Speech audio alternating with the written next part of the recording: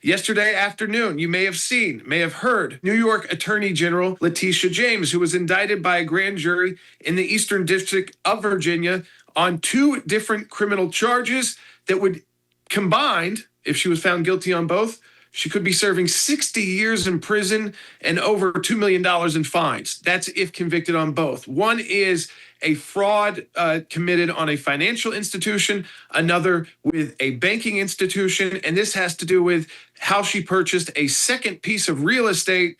And of course, it's different if you're going to, and you get different mortgage rates, different interest rates, even different down payments.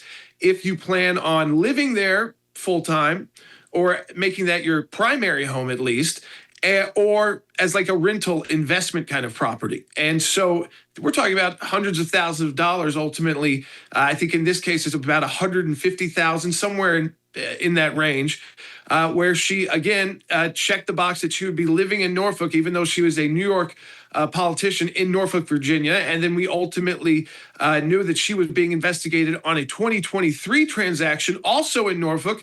And during that investigation, they found a 2020 transaction where she had taken that similar step. She campaigned on suing Donald Trump.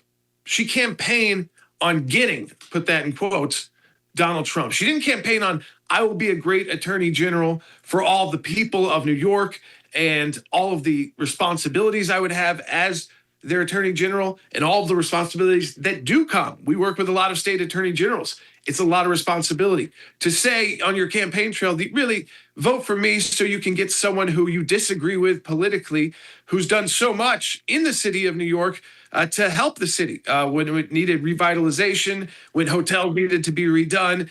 Donald Trump was there. And yet New York decided through its elected political officers, we don't want him to feel like this is his home anymore. And she campaigned on that. I mean, she made it very clear. Let's play it for everybody. This is Letitia James running.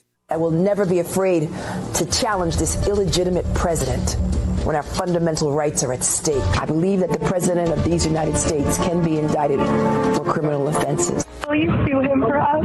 Oh, we're going to definitely sue him. We're going to be a real pain in the He's going to know my name personally. That man in the White House who can't go a day without threatening our fundamental rights. Yes, we need to focus on Donald Trump and his abuses. We need to follow his money. We need to find out where he's laundered money. We need to find out whether or not he's engaged in conspiracy. It's important that everyone understand that the days of Donald Trump are coming to an end. I look forward to going into the office of Attorney General every day, suing him, defending your rights, and then going home. Letitia James, real tough talker. Then she's being investigated on real estate. Did she commit fraud? That was the question. And they were looking at 2023 deals. And then they saw a 2020 purchase in Norfolk where she marked that it would be, kind of confusingly, for a New York Attorney General, her primary residence. And that doesn't mean it has to be the only property you own, but to say it's your primary residence means that you get more favorable loan terms, lower down payments, lower interest rates. So it's very different than if you're buying a property. And many people out there know what I'm talking about, but those of you who may not be in that business, some people do it, it's kind of a side job. If you're not an investor like that, again, you might not know that, but that's how that works. And so was Norfolk going to be a primary home? Of course, they investigated. No, it was being rented out, sometimes rented out to family, sometimes rented out to others, and it goes back to 2020. So the Department of Justice convenes a grand jury in Eastern Virginia. Now, is that the most conservative place in the world? Absolutely not. That's where the bureaucracy lives in outside Washington, D.C. And she was indicted on 2 counts, criminal counts, by the way. She went after Donald Trump on civil counts. She was indicted by a grand jury on criminal actions, 2 of them. But first, I want you to listen to this other Letitia James, now that she's been indicted. Certainly not the tough talk of, I'm just going to sue him, I'm going to be a pain, he's fraud, he is an illegitimate president, so elect me as your attorney general, so I spend all my time on one guy for the entire state of New York. And that case ends up, and even the financial fine getting overturned. The case is now on hold, and it's a civil case, not a criminal case like the one being brought against Letitia James and what she is alleged to have done. So take a listen after the indictment was announced. This is nothing more than a continuation of the president's desperate weaponization of our justice system. He is forcing federal law enforcement agencies to do his bidding, all because I did my job as the New York State Attorney General.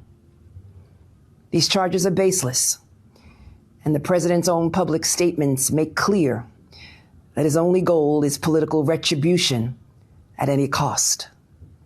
The president's actions are a grave violation of our constitutional order and have drawn sharp criticism from members of both parties.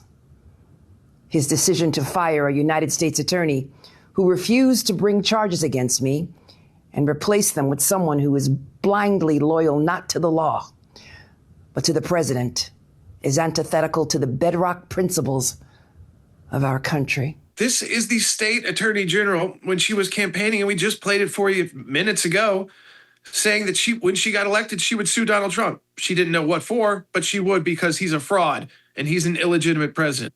And ultimately, she came forward with a civil lawsuit. So you saw a very different Letitia James there.